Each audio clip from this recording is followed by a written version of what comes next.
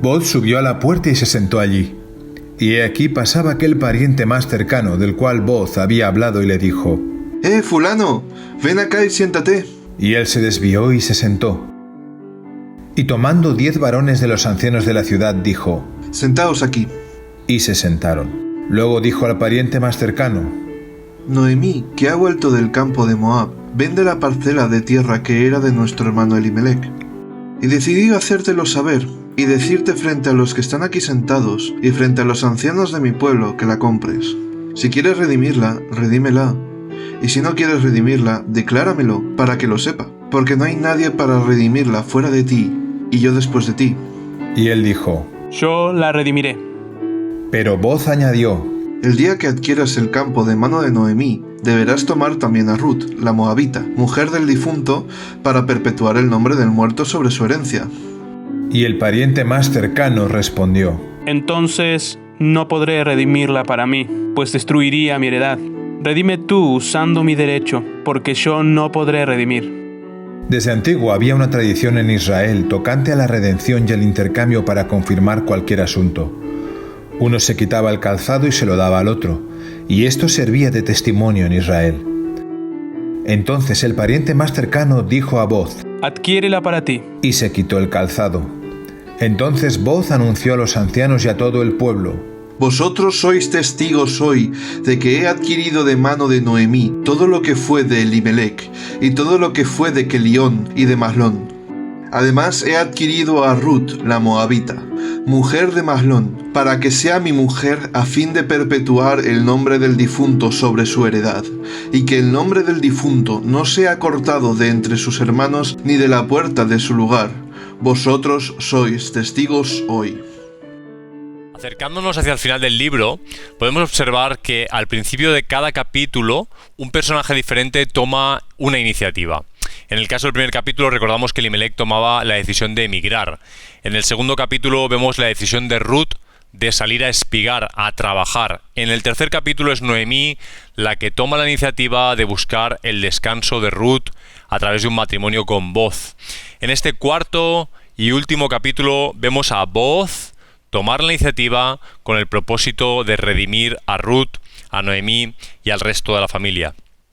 Al final del tercer acto de estos 4 capítulos que tiene el libro, hemos dejado a Ruth empezando su descanso bajo la promesa de la redención que le ha hecho Booz. Si el pariente más cercano no te redime, yo te voy a redimir, le ha dicho en 3:12. La redención está garantizada, pero todavía no ha sucedido. Ruth se levantó de aquella noche de la era, de una época difícil de su vida, para ir hacia la casa de Noemí y empezar a descansar. Como nos decía Josué, se la ve por primera vez en toda la acción del libro echándose a dormir. Por fin puede descansar. Casi desaparece del libro. En el capítulo 4 apenas se la menciona y sobre todo apenas hay acción por su parte. Ha empezado su descanso. Booz, sin embargo, esa misma mañana se levanta de la misma era y se dirige hacia la puerta de la ciudad. Su propósito es muy diferente, no es descansar. Su propósito es redimir. Dice el principio del capítulo 4, Booz subió a la puerta. Belén está en una colina, los campos están más abajo, así que él subió hasta la puerta de la ciudad y se sentó allí. Y aquí que pasaba aquel pariente más cercano del cual Booz había hablado y le dijo: fulano, ven acá y siéntate. Y él se desvió y se sentó. Y tomando 10 varones de los ancianos de la ciudad, dijo: sentaos aquí, y se sentaron. Booz, como os decía, sube a la puerta de la ciudad. La puerta de la ciudad es un concepto muy diferente a lo que podemos pensar hoy día. Lo más parecido que tenemos hoy día son nuestras plazas.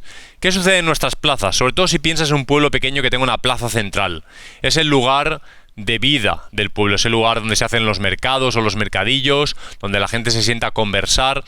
Las ciudades hebreas de esta época no tenían ese tipo de plazas centrales y todo sucedía a las puertas de la ciudad. Ahí era donde los mercaderes, los comerciantes que venían de otros lugares ponían sus mesas, ahí era donde había intercambio de monedas, ahí era donde cualquier litigio se solucionaba, donde los jueces impartían sentencia, donde se hacían contratos. La puerta de la ciudad era el mercado público. Y ese es el lugar al que se dirige Boz en esta mañana después de levantarse de la era. Y de la misma manera que en el capítulo 3 hemos visto a Noemí planificando, le hemos visto una estrategia para que Ruth se acerque a Boz de una manera determinada. Ahora vemos a Boz en toda esta conversación que vemos en el capítulo 4 con una estrategia, con un plan también para acercarse a este tal fulano, para hablar con él, a este pariente más cercano de Ruth y arreglar el tema de la redención tal como le ha prometido a Ruth en la era. En estos 2 primeros versículos, hasta 5 veces se repite esto de sentarse. Y es que el autor nos quiere mostrar que lo que está sucediendo ahora no es precipitado, es algo reflexionado, es una conversación formal. De hecho, tiene carácter legal.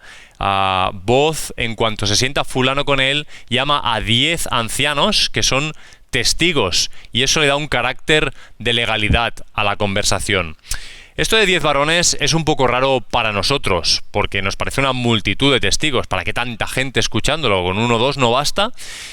Pero si pensamos en nuestra forma de hacer contratos hoy día o de acordar cosas, todo lo ponemos por escrito, a todo queda registrado, empleamos notarios e incluso tenemos archivos oficiales, como por ejemplo podría ser el catastro, donde todo queda registrado no de una parte ni de la otra, sino de una parte neutral.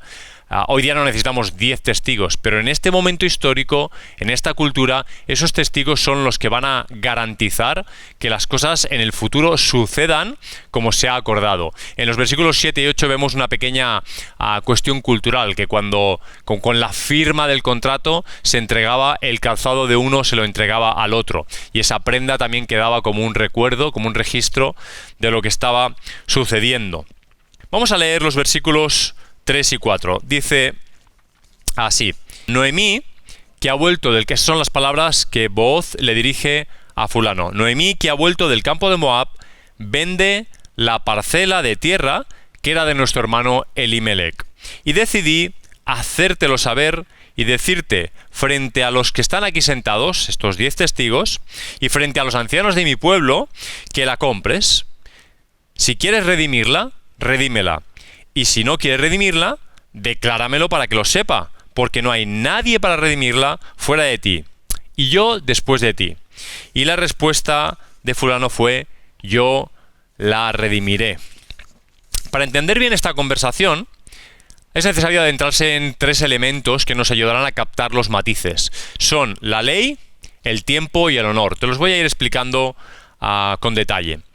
En cuanto a la ley, el primero de esos 3 elementos, necesitamos hacer una lectura en Levítico para captar cómo eran las leyes que llevaron hasta esta conversación. Te voy a leer Levítico 25, versículo del 23 en adelante. Dice la ley de Dios así: la tierra, pues, no podrá venderse a perpetuidad, porque mía es la tierra. Esto lo está diciendo Dios. Y vosotros, el pueblo, sois extranjeros y peregrinos para conmigo. Por tanto, en toda la tierra de vuestra posesión concederéis redención a la tierra. Y se explica de la siguiente manera: si tu hermano empobrece y vende una parte de su propiedad, vendrá su redentor, su pariente más cercano, y rescatará lo que haya vendido su hermano. Un poquito después dice: lo vendido quedará en mano del comprador hasta el año del jubileo. Eso era cada 50 años. Y en el jubileo quedará libre y volverá a su propiedad. Es decir, que la tierra no le pertenece a nadie, le pertenece a Dios, y que comprar la tierra solo es algo que se puede hacer hasta 49 años después, dependiendo de cuándo haya sido el último año de jubileo. También dice el texto en Números 27, os leo un par de versículos ahí: cuando alguien muera sin hijos, haréis que la heredad sea traspasada a su hija. Si no tiene hija, daréis su herencia a sus hermanos. Si no tiene hermanos, daréis la herencia a los hermanos de su padre. Y si su padre no tiene hermanos, daréis su herencia al pariente más cercano de su familia, el cual la poseerá. Esto será para los hijos de Israel un estatuto de derecho tal como Yahvé ordenó a Moisés. Y con estas leyes en la mano, resulta que fulano es el pariente más cercano y Boz es el segundo. La tierra, como os he dicho, no era propiedad de nadie. Nadie podía comprar tierra y quedársela para siempre. De hecho, justamente esta idea de comprar moderna es la que nos aleja del texto y nos dificulta una correcta comprensión de lo que aquí está pasando. Dios dice que la tierra es suya. Cuando Dios hizo el reparto de la tierra a su pueblo, lo que estableció es el derecho de explotación de la misma. Cada familia tenía su parte. De esa manera Dios establecía un sistema seguro en el que cada familia tenía los recursos necesarios para vivir. Es importante entender el corazón de Dios al establecer estas leyes, porque son leyes que promueven la justicia social, son leyes contra la pobreza, son leyes a favor del bienestar y la sostenibilidad de las familias. Cada familia tenía su tierra. Ahora bien, las cosas podían ir mal dadas para una familia en cuestión, como tenemos el caso de la familia de Elimelech en esta historia. Una familia podía empobrecerse. Si llegaban al punto de tener que vender la tierra, lo que está haciendo Noemí en esta historia, en mitad de su pobreza, porque ni siquiera tenían cómo cultivarla, lo que en verdad estaban vendiendo era el usufructo de la tierra, es decir, el uso que el comprador podía hacer de la tierra, no la tierra en sí. El valor de adquirir, de comprar tierra en esta historia, en este momento histórico, consiste en sembrarla, labrarla, recibir de ella el fruto, y de ese fruto uno sí que puede, con el excedente, comprar, comerciar y sacar beneficio económico. Pero solo se podía hacer hasta el siguiente año de jubileo, donde esa tierra volvía a la familia original. De esa manera, Dios se aseguraba de que ninguna familia se empobreciera de forma permanente. Incluso si una familia se empobrecía, no transmitía la pobreza a la siguiente generación, porque se empobrecía, a lo mejor acababan en mala situación, pero llegaba un punto en el que el año de jubileo daba la tierra de nuevo a los hijos originales. Hasta el precio de la tierra estaba estipulado en esta historia.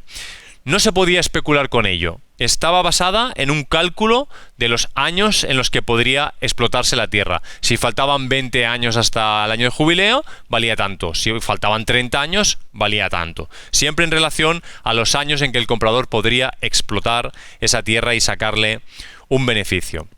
Y como os he dicho, los parientes más cercanos tenían el derecho prioritario, sin ninguna especulación de precios.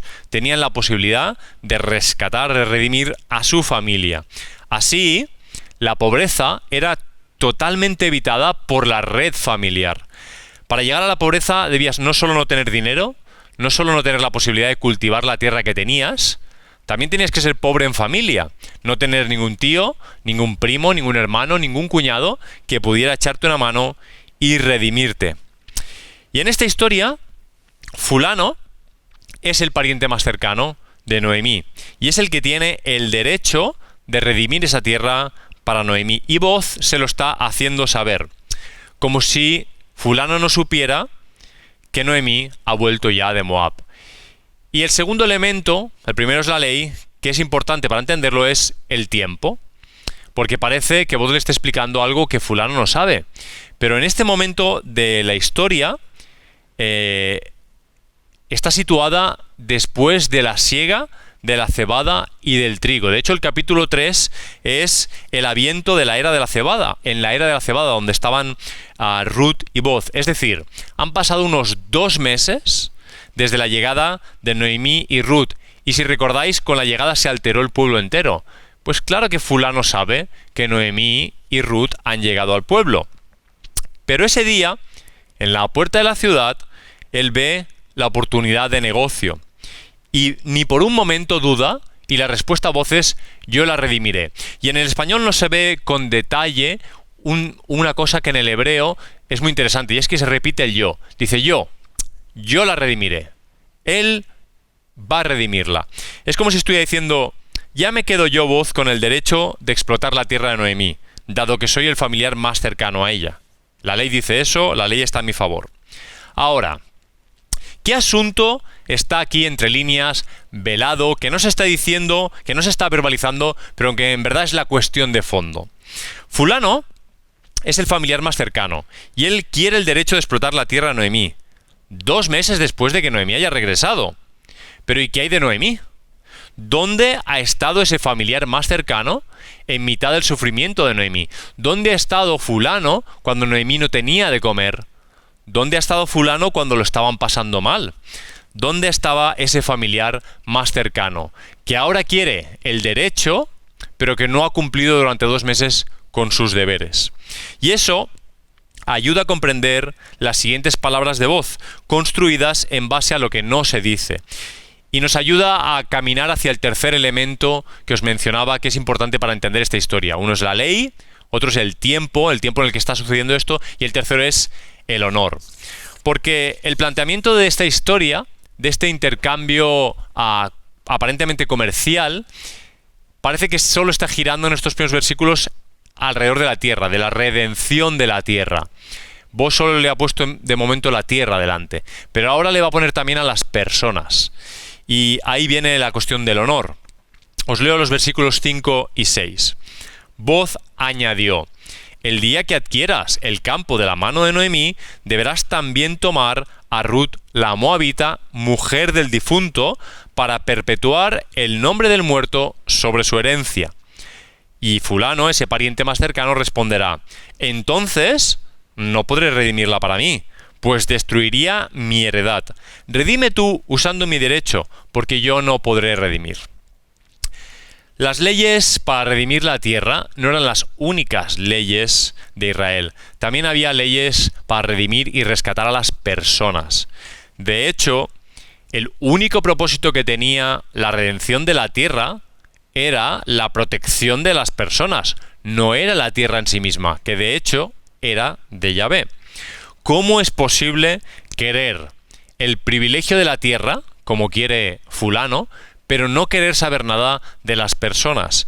¿Cómo es posible dar importancia a lo material y quitársela totalmente a lo humano?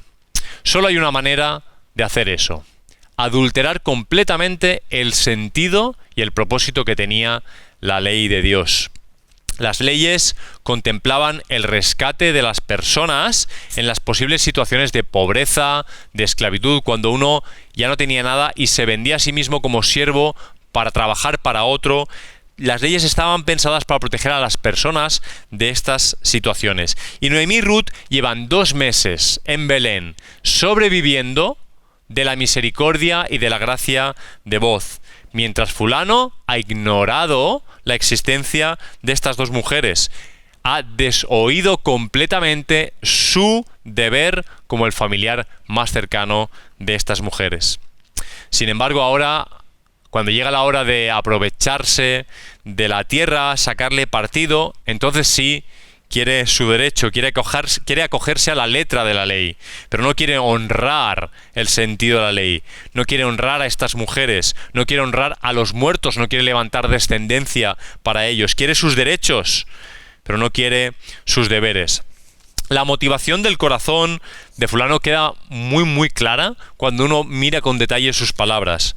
¿Recordáis lo de yo la redimiré, yo?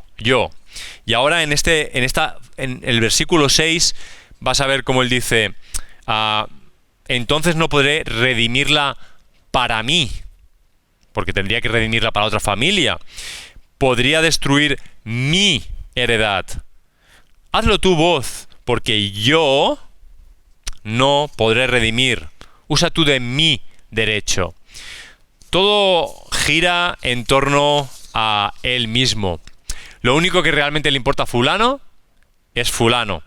La tierra solo es una oportunidad para sumar patrimonio a su propia heredad. Eso sí le interesa: engrosar su cuenta bancaria, explotar más campo y sacarle el rendimiento económico que le beneficie a él. Pero como he dicho antes, Boz ha pensado muy bien su discurso y tiene una estrategia. Ha pensado el plan con el que se va a acercar a él. Y cuando le ha hablado anteriormente, le ha dicho: deberás tomar también, perpetuar el nombre del difunto, su heredad. No eres tú, son ellos. Es importante recordar que la ley del levirato, que es la otra ley que estaba en juego y que la hemos mencionado ya anteriormente, indicaba que el más cercano a la familia tenía que levantar descendencia al muerto. Es decir, si a fulano se casaba con Ruth, el primer hijo de ambos iba a ser hijo de Malón. Y la tierra, después del jubileo, iba a volver a Malón. Por lo tanto, evidentemente, a fulano no iba a sacarle mucho rendimiento. Algún rendimiento lo hubiera sacado, pero no tanto. El derecho sobre la tierra de Noemí viene aparejado con la vida de Noemí y de su familia, con su redención, con su honor, con la restauración de su nombre entre sus hermanos, con obedecer no solo a la letra de la ley de Dios, sino al espíritu de la ley de Dios, a lo que Dios quiere hacer cuando da la ley. Quien se case con Ruth debe asumir que ese hijo primogénito será legalmente hijo de Malón, el esposo fallecido de Ruth, y va a ser heredero de su tierra. La tierra no será para el que la compre. El que la compre solo va a poder explotarla durante un cierto tiempo. Y en toda esta situación podemos ver también estrategia de parte de Dios. Como las familias son el medio de rescate, el medio de evitar la pobreza, la desigualdad. Que la familia es un eje de la sociedad de Dios, no solo la familia nuclear, sino la familia amplia. Incluso, podríamos decir para nosotros mismos, la familia de la fe. Está pensada para proteger los unos a los otros, para darse los unos a los otros. Ese término alelón que vimos tantas veces y que analizamos tanto en el Nuevo Testamento no hace mucho tiempo. La familia debe ser un lugar de seguridad, de protección, si es necesario, de rescate. Los padres proveen para los hijos, les dan un nombre, un linaje, una herencia, una tierra, un medio de vida. Y tras los padres están los hermanos, los tíos, los primos, una red de protección para la sociedad. Para nosotros hoy debe ser igual dentro de la particularidad de nuestra cultura. De ahí que el Nuevo Testamento diga eso de que el que no provee para los suyos ha negado su fe y es peor que un incrédulo. Porque Dios ha establecido la familia como una garantía de herencia, de continuidad, de igualdad de posibilidades, contra la pobreza, contra la desigualdad. Incluso en nuestra sociedad, deteriorada como está hoy día, existe la figura legal del abandono del hogar. Uno no puede simplemente salir de su casa un día, marcharse y no volver cuando deja atrás un marido o una mujer y unos hijos. Uno es responsable por ello. Y la ley hoy día en nuestra sociedad puede venir a buscarte si tú haces eso y hay un castigo, es punible tu acción de abandono del hogar. Ya no vamos a hablar del maltrato o de la violencia doméstica. Son completamente contrarios a la voluntad de Dios cuando dio la familia. La familia es un lugar de seguridad, de crecimiento, de protección, es un lugar para dar fruto. Pero a fulano, lo único que le importa es fulano. Solo le importa tener la situación más ventajosa posible, acumular su propia reputación. O lo que es lo mismo, lo que le importa es su nombre. Cuando lo que le correspondía hacer por deber era levantar nombre al difunto, lo que le importa a fulano es su propio nombre. No es perpetuar el nombre de otro, sino el suyo propio. Su actitud recuerda mucho a la historia de Babel, aquellos hombres que estaban tan preocupados por hacerse un nombre, levantando una torre que llegara hasta el cielo. Querían hacerse un nombre, se unieron con el propósito de hacer su propio nombre.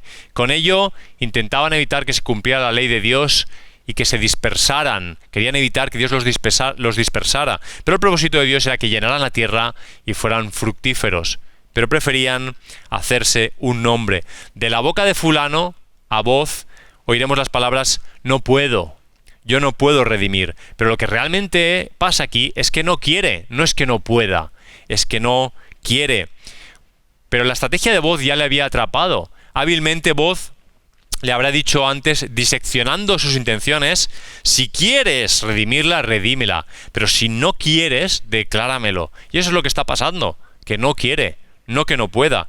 Claro que puede. Fulano tiene poder adquisitivo, tiene el nombre, el linaje, el apellido, la bendición y el derecho prioritario. Dios le ha bendecido y sobrebendecido para estar en la posición en la que puede y debe redimir a Noemí y a Ruth. Lo que sucede es que no quiere hacerlo, no quiere asumir su deber, la responsabilidad, el coste de hacer lo correcto, de hacer lo mejor para otros, de sacrificarse, de poner el nombre de otros antes que el suyo propio. Y aquí nos encontramos con otra de esas delicias literarias que encontramos a lo largo del libro de Ruth. Fijaos, tenemos 3 personajes en la historia que constantemente están persiguiendo el bien: Noemí, Ruth y Booz. Cada uno tiene su rol en la historia, pero conocemos sus nombres. Luego tenemos 3 personajes que o bien cometen errores, o toman malas decisiones, o abandonan. De 2 de ellos sabemos el nombre: Elimelec y Orfa. Solo hay uno en toda esta historia, por cierto, que es mencionado hasta 7 veces en el libro. ¿Pero cómo es mencionado? 4 veces se le llama el pariente más cercano, 2 veces se habla de él, y una vez, en boca de Booz, se le llamará fulano. Los que hemos nacido en España sabemos que cuando decimos fulano, mengano, estamos hablando no de un nombre propio, sino de alguien, cualquiera. En el hebreo original es un cierto hombre, lo que dice el texto, un cierto hombre, alguien. Es interesante, no conocemos su nombre. El único personaje de la historia que no es mencionado por su nombre propio, aquel a quien más le importaba él mismo, es aquel que no será recordado por su nombre. El que busca hacerse su propio nombre, ese es el que verá su nombre borrado de la historia. Booz, sin embargo, va a redimir a Noemí, a Ruth, a Malón, a Elimelec. Pondrá el nombre de todos ellos, el nombre de esa familia, por encima del suyo propio, y levantará descendencia y herencia para esta familia caída en desgracia. Y en esto Ruth es el perfecto redentor. En esto Booz es el perfecto redentor. Y en esto vemos en Booz a Jesús, nuestro perfecto redentor. Fijaos, Jesús vendrá años después para redimirnos. Nuestra familia, la humanidad, ha caído en desgracia, y Él, Jesús, renunciará a sí mismo, a su propio nombre, a su propia vida, para rescatarnos, para redimirnos. Si seguimos el Evangelio de Juan, podemos leer frases como: yo he venido en el nombre de mi Padre y no en el mío propio, y las obras que yo hago son en el nombre de mi Padre. Y aún leemos con total claridad: Padre, glorifica tu nombre. Jesús renunció a su propia gloria, renunció a la propia proyección de su persona y de su nombre, se anuló a sí mismo y solo señalaba al nombre de su Padre. Ese era el nombre que Él quería redimir. Porque Jesús, nuestro Redentor, vino para librarnos de nuestra pobreza, no solo de la material, sino de nuestra pobreza de espíritu, de nuestra situación de incapacidad, de nuestra falta de esperanza, de nuestra falta de futuro. Él vino a restaurar esa esperanza, ese futuro, a rescatarnos, a darnos una herencia, cuando nosotros, Noemí y Ruth, sin esperanza ninguna, abandonados, perdidos, en bancarrota, necesitábamos a un Redentor. Aquellas mismas puertas de Belén que un día vieron esa transacción entre Booz y fulano, esas mismas puertas, casi 1000 años después, presenciaron a los ángeles cantando el nacimiento de Jesús, a pastores alabando el nombre de aquel que nacía y que venía como Redentor al mundo. Alabado sea Jesús, nuestro Redentor.